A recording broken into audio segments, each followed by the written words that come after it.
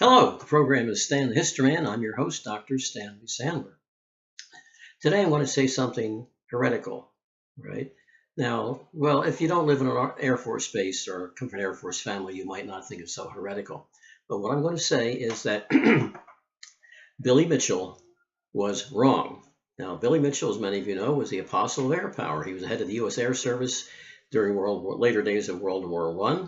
And then he insisted, from his experience, he said in the war, that air power was the key to success and that airplanes, could sink battleships. Now, he never had that experience in the war, but he still figured that's what's going to happen. And he just kept up this drumfire of criticism. Eventually got him court-martialed later on in 1926, but this time he had some support in Congress. And so the Navy, more or less to get him off his back, said, okay, here's some battleships, try to sink them. So they had a number of old American battleships and at least one new German super battleship called the Ostfriesland.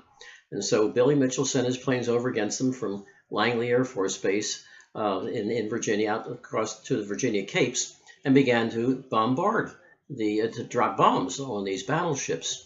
And there's been one iconic photograph, you may have seen it, showing a huge explosion on the squirrel cage of one of these battleships, and just all kind of deadly fire all over the ship. And you think, well, that's the end of that one. But here's the thing: he didn't, and eventually some of the ships did sink. And so Mitchell said, well, I've been proven right. But here's the problem with this: these battleships, there was nobody on board. They weren't fighting back.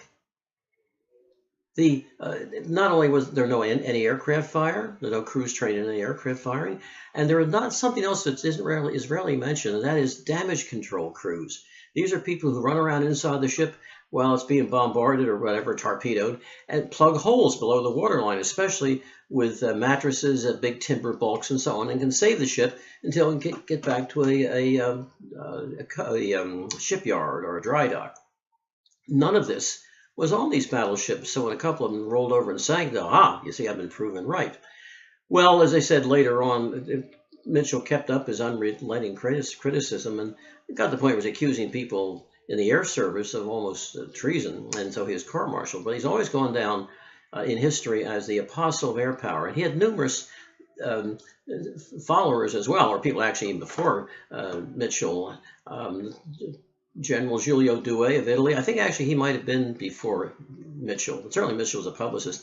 And Boone Trencher, the British general head of the RAF or RCAF. No, what was it? Not called the RAF then, but whatever it was called. I forget now. Excuse me. That Mitchell was right. And a whole doctrine developed in the 1920s and 30s that, as Prime Minister Baldwin put it, no expert in air power but he said, the bomber will always get through. And this scared the devil out of people, that these giant bombers with gas bombs will drop the bombs over cities, and within a couple of days, a week at the most, with the power out and the water and the electricity and everything, the enemy would surrender, and then all we'd need would be some troops, constabulary, whatever, to maintain order. Well, comes World War II, and now it's going to be put to the test. Well, the early British attempts to bomb Germany, half the time wouldn't even get to the targets. As a matter of fact, there is at least one case where the Germans weren't even sure what city the bombs were intended for. They dropped like between Dusseldorf and Hamburg, and they didn't know which city they were bombing. The navigation was so bad. And they never talked about navigation. Well, just go and you'll see the city, the lights, everything, bomb it. Well, it wasn't quite that easy, especially in foggy, cloudy Northern Europe. So it was just really, and certainly more RAF crewmen died in those attacks than Germans were killed. But it was almost very few casualties on either side. Of course, these weren't 4-engine bombers yet. They were only 2-engine bombers, which is kind of surprising. England really went for the bomber will always get through, but they didn't build a 4-engine bomber until well into the war. The Sterling did not get into the war until 1941. That wasn't a terribly good bomber anyway. Well, the Americans, the same thing. The Americans at least produced a 4-engine bomber to try to prove their point, the B-17, the Flying Fortress. But we didn't want to say we're bombing cities. That wasn't the way the Americans fought. So we'd say it's coast defense. And it's a fortress. It will protect our coast. But the Air Force knew.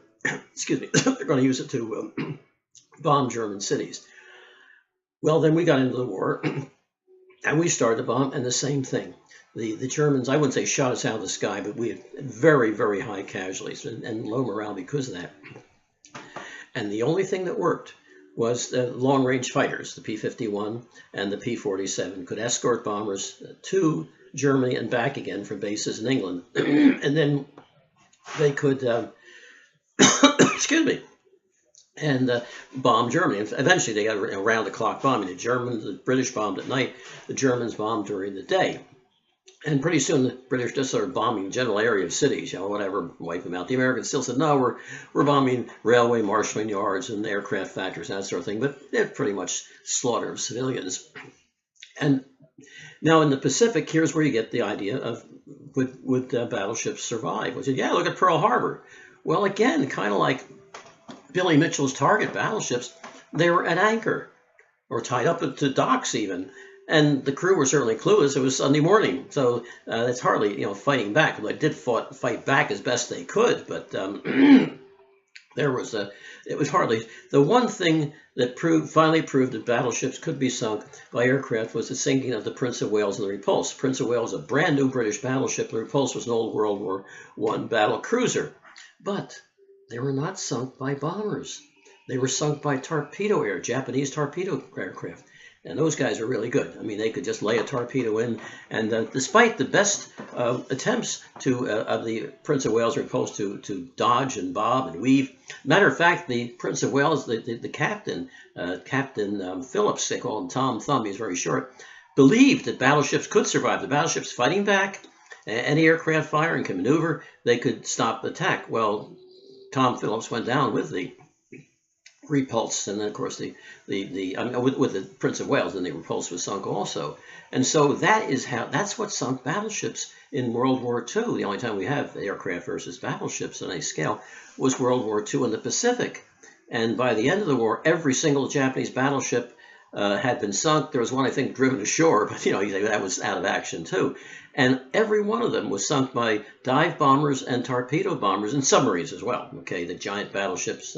The last one of the giant battleships, the Shinano, was sunk by the Archer fish, an American submarine. The others, the Yamato and Musashi, were sunk by American torpedo bombers. So really, in many ways, Billy Mitchel was wrong, and a lot of aircrew died in the theory that the battleship it's old-fashioned. Actually, Mitchell didn't even believe in aircraft carriers. Okay, they can be sunk. Well, after the sinking of the Lexington in 1941, not a single American large-sized full-scale carrier was sunk in World War II. Okay, again, anti-aircraft fire, damage control, and aircraft protection would do the job. So Mitchell deserves credit for fighting to get the air power more on its own. And of course, eventually, the Air Force was established. See, it used to be World War II, as late as World War II, was a part of the Army Air Corps. Originally Army Air Corps, then the Army Air Forces. Everybody gets that wrong. It's always Army Air Force or Army Air or U.S. Air Force. No, it's U.S. Army Air Forces for some reason, just to confuse everybody. And 1947, we finally get the United States Air Force. And Billy Mitchel is rightly considered a saint, and the aircraft Mitchell Airfield is named after him. But in many ways, he was wrong, and including the people who followed him, like Boone Trenchard and General Douay. Well, that's Stan History, and thank you for watching. Talk to you later.